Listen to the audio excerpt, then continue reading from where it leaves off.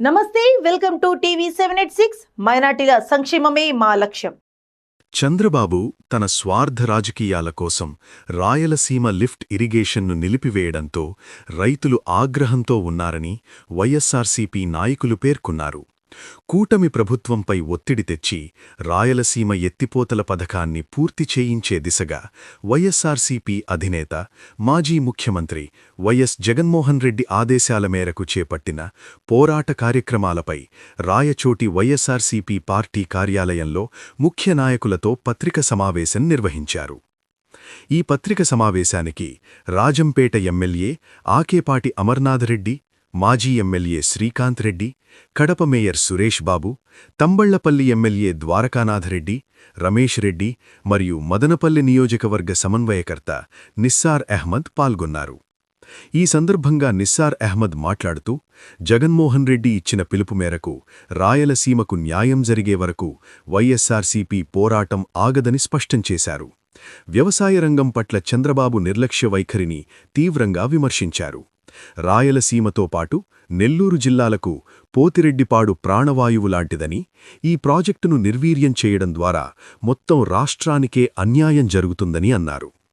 రాయలసీమ ఎత్తిపోతల పథకాన్ని పూర్తి చెయ్యకపోతే రాబోయే రోజుల్లో మరింత ఉధృతంగా ప్రజా ఉద్యమాలు చేపడతామని హెచ్చరించారు. ఈ రకంగా మీరు ఆంధ్ర రాష్ట్రానికి, మన రాయలసీమ ప్రాంతానికి తీరని నష్టం చేశారు. మీరు ఇక్కడ ప్రజలందరూ అదే అంటున్నారు. యాక్చువల్లీ నేను ఈరోజు మీటింగ్ కూడా బయలుదేరి వస్తా ఉంటే చాలామంది అదే అడిగినారు. మనకు మీరు మన ఆంధ్ర రాష్ట్రానికి నష్టం జరిగింది అంటూ ఉంటారు కదా, రాయలసీమ అవతలకు నష్టం జరుగుతూ ఉంది అంటే కదా, ఏ రకంగా జరుగుతూ ఉంది మీకు నష్టము అనే టైప్లో చెప్పినారు. దానికి నేను క్లియర్ కట్గా వాళ్ళకి ఎక్స్ప్లెయిన్ చేయడం జరిగింది. ఇప్పుడు ఇది శ్రీశైలం ప్రాజెక్ట్ ఉంది, ఒక కడవ అనుకోండి, ఒక కడవ. ఆ కడవలో వచ్చిందును టాప్ లెవెల్లో మనం వచ్చిందును ఆంధ్ర రాష్ట్రం వాళ్ళు, మన రాయలసీమ వాళ్ళు వచ్చిందును ఒక ట్యాప్ పెట్టేసిందును నీళ్లు తోడుకుంటా ఉన్నాం. ఇప్పుడు చంద్రబాబు నాయుడు గారు రేవంత్ రెడ్డి గారితో కలిసి బాటమ్ లెవెల్లో ఒక ట్యాప్ పెట్టేశారు, కింద లెవెల్లో కడవ కింద ఒక ట్యాప్ పెట్టేశారు. కింద లెవెల్లో ట్యాప్ పెట్టేస్తే పైకి నీళ్ళు ఎట్లా వస్తాయి? అంతా కింద ఉండే వాళ్ళందరూ తోడేస్తే పైకి ఉండే వాళ్ళకి నీళ్ళు ఎట్లా వస్తాయి? అదేవిధంగా మనకు రాయలసీమ కూడా ఈరోజు అన్యాయం జరుగుతుంది. కింద తెలంగాణ వాళ్ళు లో లెవెల్ 800 అడుగుల నుండి మొత్తం వాటర్ను ఆ పక్కకు తోడేస్తూ ఉన్నారు. అది చంద్రబాబు నాయుడు గారి సహకారంతోనే అది జరుగుతూ ఉంది. ఈరోజు పై లెవెల్లో మనం ఉన్నాం. పై లెవెల్లో మనకు నీళ్ళు ఎక్కడి నుండి వస్తాయి? మనకు నీళ్లు రావు. మనము దగ్గర 110 టీఎంసీల నీళ్లు మనం ఆంధ్ర తీసుకునేదానికి మనకు పర్మిషన్ ఉంది అక్కడ పోతిరెడ్డిపాడు నుండి. కానీ మనము ఏ రోజు కూడా 2 దశాబ్దాలుగా కేవలం 2 సంవత్సరాలు తప్ప ఏ రోజు కూడా మనము పూర్తిగా నీళ్లు తీసుకోలేకపోయినా. ఎందుకంటే మనం హై లెవెల్లో ఉన్నాం, మనకంటే కింద లెవెల్లో వాళ్ళు ఉన్నారు. అదే జగన్మోహన్ రెడ్డి గారు గ్రహించేసి ఖచ్చితంగా కింద లెవెల్ నుండి కానీ మనం నీళ్లు తీసుకోగలిగినామంటే మనకు ఇది జరుగుతుందనే ఉద్దేశంతో ఆయన వచ్చిందను Pothireddypadu lift irrigation, Rayalaseema lift irrigation project తీసుకుని వచ్చేసి ఈరోజు వచ్చిందను మొత్తం ఆయన సెటప్ చేసి మొత్తం చేసి పెట్టి 80 to 90% వర్క్లు కంప్లీట్ చేసింటే, ఈ పని కానీ కంప్లీట్ అయిపోతే జగన్మోహన్ రెడ్డి గారికి పేరు వస్తుంది, ఆయనకు చిరస్థాయిగా ఉండిపోతాడనే ఉద్దేశంతో అప్పుడు జగన్మోహన్ రెడ్డి గారు ఇంప్లిమెంట్ చేసినప్పుడే తెలంగాణ వాసులతో కేసులు కూడా చాలా వరకు పెట్టించారు. ఏమంటే ఇది మాకు అన్యాయం జరిగిపోతా ఉంది, తెలంగాణ వాళ్ళు తెలుగుదేశం కార్యకర్తలే కేసులు పెట్టారు, ఇది జరగకూడదు అని చెప్పి. అప్పుడు జ్యుడిషియరీని ఉపయోగించి చాలా వరకు దాన్ని నిలిపేయాలనే ఉద్దేశంతో చాలా వరకు కేసులు పెట్టాడు. అయినా దానికి అధిగమించి జగన్మోహన్ రెడ్డి గారు ఏం చేశారంటే ఖచ్చితంగా ఆ ప్రాజెక్టు నడిపినాడు. 70 to 80, 80 to 90% వర్క్స్ కూడా పూర్తి చేయడం జరిగింది. ఆల్మోస్ట్ ఇంప్లిమెంట్ అయ్యే స్టేజ్లో ఈరోజు ఏం చేస్తూ ఉంటారు ఆయన? ఈరోజు వచ్చిందో టోటల్ హెల్డప్ అయిపోయింది.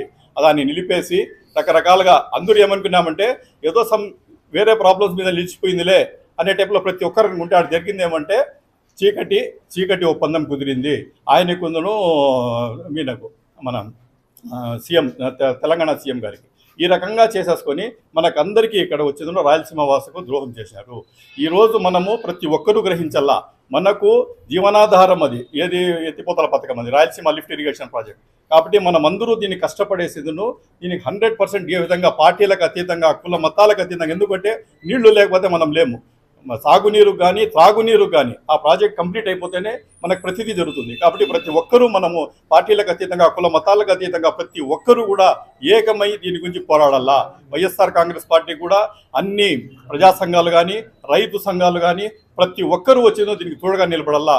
మేము రాబోయే దినాల్లో కూడా ఒక మంచి పెద్ద దీంట్లో వచ్చేదో ఒక టేకప్ చేస్తూ ఉన్నాము. 1వ తేదీ అన్న చెప్పినట్టు కడపలో కూడా ఉంటుంది. ప్రతి ఒక్కరూ వచ్చేసి దీనికి జయప్రదం చేసేసి 100% దీన్ని కొంచెం సాధించుకోవాలా. వైఎస్ఆర్ పార్టీ కూడా ఒక ప్రణాళిక సిద్ధం చేస్తూ ఉంది. ఈ ఉండే ఇష్యూస్ వచ్చేదను లోయర్ లెవెల్ వరకు మేము తీసుకుని పోతున్నాం. లోయర్ లెవెల్కు గ్రామ స్థాయి వరకు తీసుకుని పోయేసింది.